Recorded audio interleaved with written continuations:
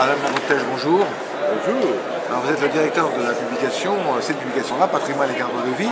C'est une nouvelle formule de revue sur, en fait, qui est la liaison entre la Lure et la FNACEM. C'est ça. Patrimoine et cadre de vie était la revue de la Lure. Et comme nous avons fusionné Lure et FNACEM pour devenir Patrimoine Environnement, nous avons hérité de cette revue et nous l'avons relookée un peu cette année. C'est une revue annuelle sur un thème particulier chaque année. Et cette année, nous avons choisi les églises. L'année dernière, c'était les gares. Et l'année d'avant, c'était les paysages. Alors en consultant cette revue que j'ai lue en partie en tous les cas, pourquoi avoir consacré une revue spécialement aux églises? En fait, vous tirez parfois, pas toujours, une sonnette d'alarme. Alors, nous travaillons beaucoup sur les églises à Patrimoine Environnement. Et nous travaillons aussi beaucoup sur le même thème avec la Fondation du Patrimoine, qui est en tête de gondole partout où on s'occupe d'églises. Et nous avons estimé que le temps était venu de faire un peu de synthèse. Alors, ce qu'on peut dire, c'est qu'il y a en France énormément d'églises qui sont soignées par la municipalité qui les possède. Et puis il y a un certain nombre d'exceptions. Et il y a aussi la possibilité maintenant de vendre des églises ou de les utiliser pour autre chose que le culte. Ça fait partie des problématiques. En fait, vous soulignez aussi parfois des communes, des maires excessifs qui détruisent leurs églises, qui les transforment mal ou qui les entretiennent pas. Exactement. Et donc nous cherchons des solutions à ça. Alors, un de nos premiers problèmes était la position de l'Église catholique. Il y a dans cette revue un article que je vous recommande de notre évêque académicien. C'est la tradition qu'il y a un évêque académicien.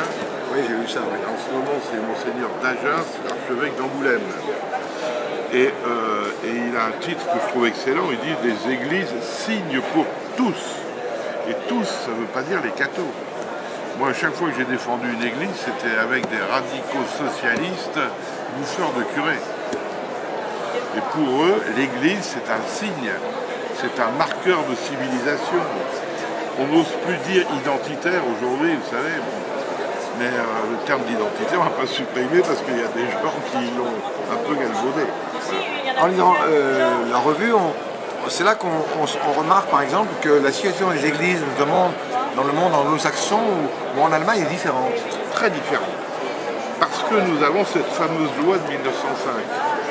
C'est-à-dire qu'en France, les églises antérieures à 1905, c'est-à-dire presque toutes, appartiennent aux communes et les cathédrales à l'État.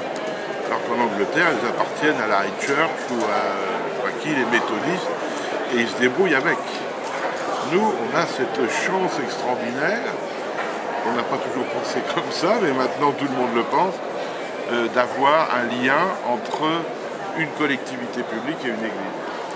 Et on trouve beaucoup de maires qui envoient encore des bulldozers sur leurs églises en France actuellement. Il n'y en a pas tant que ça.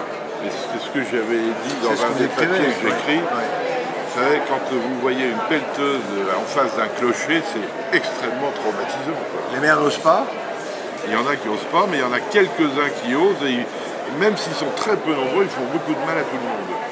On parle que de ça finalement, non? Non, oui, parce que oui, évidemment.